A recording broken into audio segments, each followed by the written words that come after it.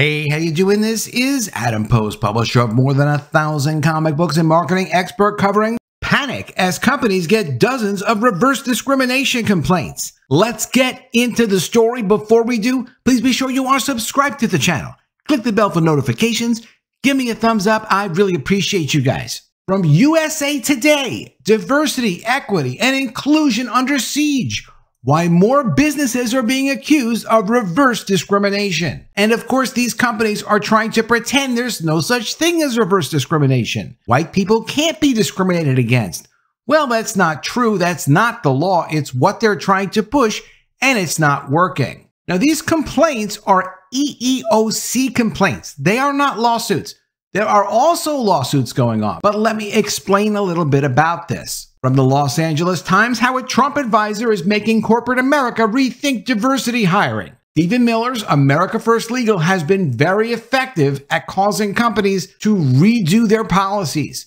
I'm sure there's still plenty of illegal discrimination going on, but they are checking themselves before they wreck themselves. From Bloomberg Law, corporate diversity complaints place EEOC in thorny spot. The EEOC is the federal U.S. Equal Employment Opportunity Commission. They receive complaints about unfair and inappropriate hiring practices, discrimination, things like that. While there are lawsuits, and America First Legal does represent people in lawsuits against companies and deals with those kinds of situations, an EEOC complaint is much easier to do than bringing a separate lawsuit, a lot less expensive, it goes a lot more quickly, and it does get some results. It's surprising, but yes, actually a complaint to a federal agency can get publicity for the complaint and can cause these companies to make changes. You would not see it covered in the Los Angeles Times, in Bloomberg, definitely not in a consumer publication that's a national publication like USA Today, if it didn't have an effect. Most recently, America First Legal made a complaint against Hasbro and Mattel for illegal racial discrimination and promoting a radical LGBT agenda. That needs its own video, and we'll get back to it. From USA Today, he has accused Macy's of discriminating against white men.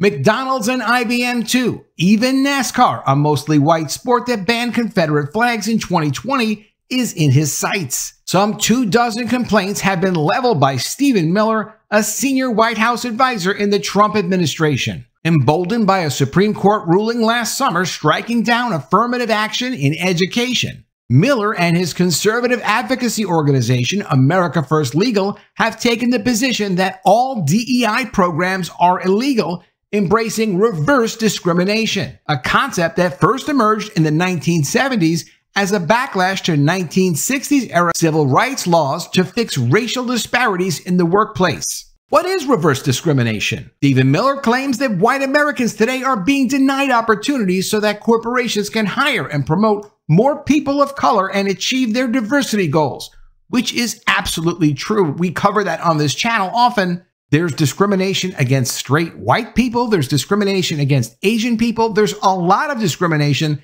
Discrimination is illegal. There are laws against this. A lot of companies still do whatever they want to do, but a lot of companies are also changing.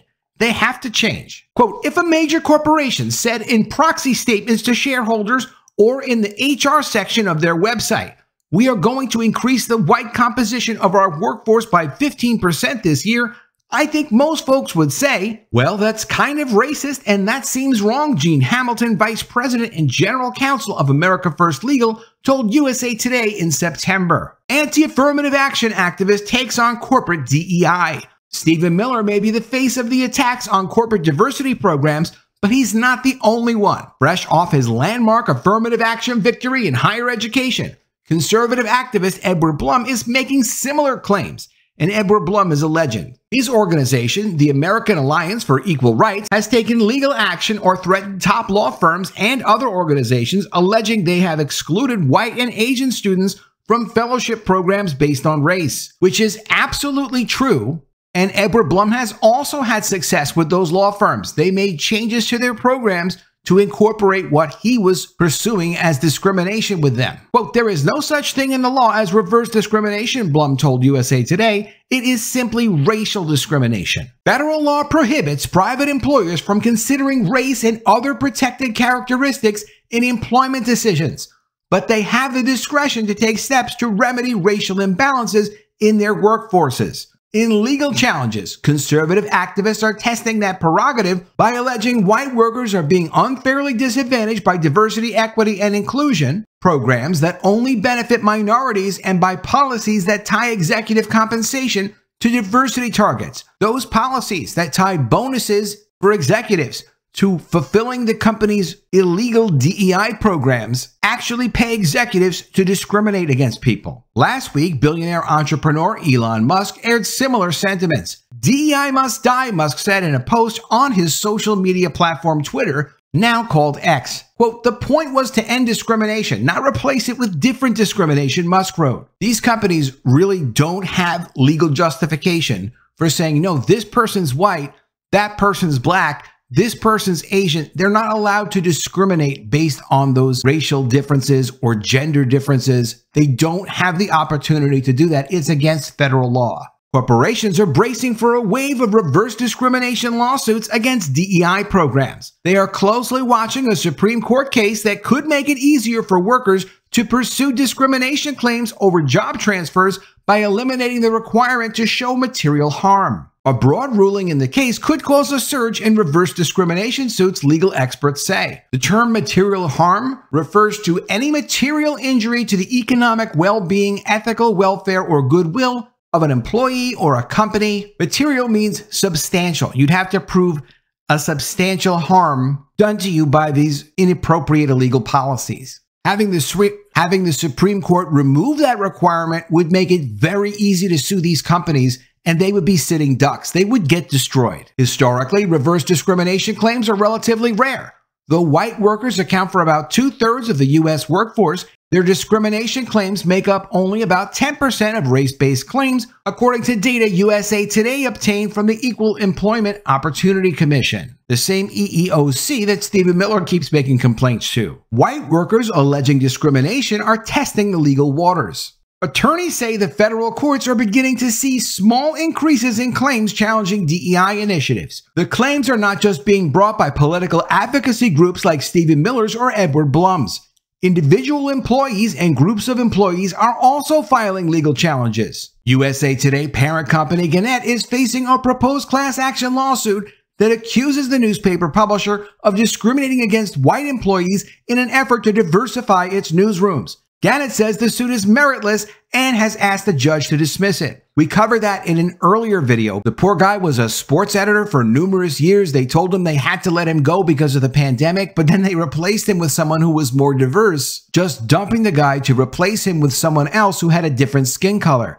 And to think that executives are getting paid cash, getting paid bonuses for doing things like this to people who've been loyal to the company for years, it's really outrageous. That's why I'll always keep covering these. Morgan Stanley is being sued by a white former managing director who claims he was fired to make way for a less qualified and less experienced black woman so the investment bank could meet diversity objectives. Morgan Stanley declined to comment. This is a guy, I'm pretty sure I covered this one as well, who was an executive who was promoting diversity, equity, inclusion this, diversity, equity, and inclusion that, and then eventually it came for his job, which, hey, there's nothing wrong with hiring people who don't look like you, but there's something wrong with unfairly firing someone because they're not the right skin color. AT&T is being sued by a former assistant vice president in its tax research department who alleges he was laid off less than 2 months after being told he could not advance because he was a 58-year-old white guy.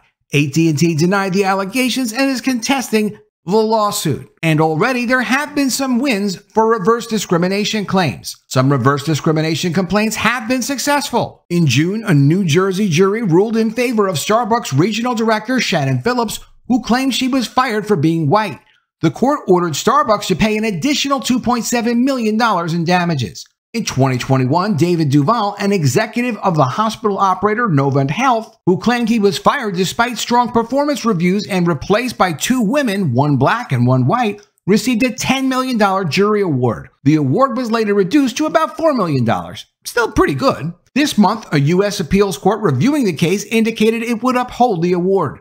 Novant Health says a lack of leadership skills prompted Duval's termination. Exactly how those leadership skills resulted in 2 people being hired to replace him, that were a little bit more diverse, they don't seem to explain. The rise in legal challenges to diversity, equity, and inclusion programs proliferated after corporations stepped up efforts to increase racial and gender diversity following the 2020 death of George Floyd.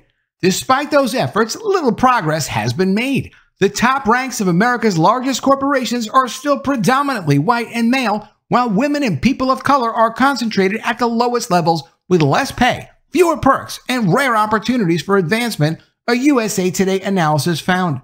It doesn't matter what people's race or gender or skin color is or their sexual preferences. It matters what they're capable of doing. It matters what their merit is. Businesses need to be run to generate a profit for shareholders while respecting employees and their customers and the local community. They should not be captured by communist Marxist agendas. This week, the Congressional Black Caucus called on corporate leaders to reaffirm their commitments to a more racially inclusive economy. The economic state of Black America continues to suffer with underrepresentation in fast-growing, high-wage industries, low probabilities of advancement, and a lack of representation in executive roles, it said. As if you could just paint by numbers what color you want people to be to do certain jobs. Nope, they have to show they can do the job. It doesn't matter what they look like. The first volley of the conservative backlash against corporate DEI came from former President Donald Trump, who issued an executive order in 2020 banning the federal government and its contractors from offering diversity, equity, and inclusion training on systemic racism. Joe Biden rescinded that executive order. What followed were attacks on everything from environment, social, and governance principles, ESG, to critical race theory, or CRT, which has no business being part of government, education, or industry.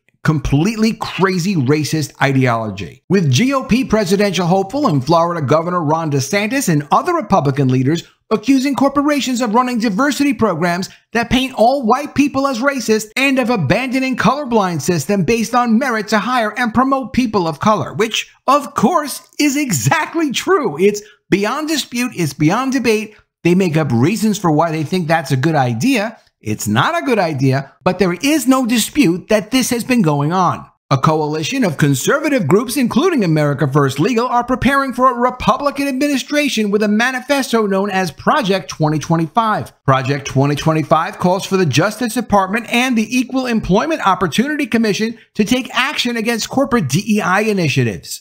Conservatives and independent normal people embrace colorblindness in their workplace. Justin Gomer, Associate Professor of American Studies at California State University, Long Beach, says conservatives are pushing concepts like racial neutrality and colorblindness in the workplace to maintain white power and dominance. But white supremacy is so deeply rooted in our country and in our history that this is just the latest version of that. And it is proven very politically expedient to play into that, Gomer said. It is framing discrimination as strictly personal and individual, and it is denying that discrimination is structural and institutional. Because discrimination is not structural, it is not institutional. Not everyone has the same ability. Not everyone has the same education. Not everyone has the same skill set. And not everyone has the same luck. Luck is definitely a part of it. Diversity, equity, and inclusion is in retreat as corporations come under fire. And as someone who has made more than 60 of these woke shutdown videos, it's actually incredible to see any kind of sub-headline like this in a major publication. Really, USA Today is a major publication saying DEI in retreat as corporations come under fire. It's incredible. It means the tide is actually turning. We have to keep pushing and get rid of these toxic ideas. The intensifying attacks on corporate DEI has prompted some corporations to retreat from public targets for racial diversity in their executive ranks and from leadership training programs geared to underrepresented groups that exclude people of the wrong races, colors, and sexual preferences. Others are removing diversity from job titles. New data from McKinsey & Company, who is a big consulting firm pushing this agenda, show that fewer Black professionals are being promoted into management as companies back off ambitious goals, reverting to nearly the same promotion rates for Black staffers in 2019. Well, whatever their skin color is, I don't care. I do care a lot. if these people aren't qualified regardless of their gender or skin color. At least 6 major companies, including JP Morgan Chase, modified policies meant to increase racial and ethnic representation after conservative groups threatened to sue them, according to a Reuters review of corporate statements. Quote, 2023 has undeniably shifted the DEI landscape for years to come, according to a recent report from DEI consulting firm Paradigm. External forces are no longer pushing companies to invest in DEI. Instead, in some cases, external forces are pushing back on companies' investment in DEI, the report said. Republicans and Democrats are split on DEI and affirmative action in the workplace. Despite those differences, voters on the political right and left believe companies have the right to pursue DEI policies as they see fit, supposedly according to a Penn State Smeal College of Business poll provided to USA Today. But that's ridiculous. They can do a poll, they can do research any which way they want to. People want to be treated fairly. People are not interested in this nonsensical concept of systemic racism or policies based on what they call equity. They're interested in equality. They want everyone to have the same chance so that people can work hard and have opportunity. If they don't want to work hard, they're not going to have the same opportunities as the same person that does work hard. That's how it works. Skepticism about the sincerity and effectiveness of corporate DEI programs is prevalent among Republicans and Democrats alike, with Democrats demonstrating more skepticism on both, the research found. GOP voters in the study did not see a business case for DEI, but about half believe that DEI programs benefit society. Well, that would be the half of people that are dumb, because no, discrimination never helps society. Merit is what holds society together. Merit is what explains differences in people's life and people's lifestyles. Luck has a lot to do with how things turn out for people in life, but a lot of it has to do with how good of a family you have, how good you are with social connections, how good you are at keeping your promises and developing a good reputation in work and personally. People do get judged based on that, but people also get opportunities based on that. A meritocratic society is precious. It's a treasure to the country. We are not going to give up on a system that has done so much to bring so many people out of poverty, not just here, but also throughout the world, because some greedy people want to be able to control who has power, who has success, who has money, who has opportunity based only on their skin color. It's racist, it's divisive, it's designed to destroy society, and it's not going to happen. Let me know what you think of all this in the comments below. Always love to see your ideas. Please be sure you are subscribed to the channel. Click the bell for notifications, give me a thumbs up, and I'll see you again soon with another video. And if I don't see you, I will miss you.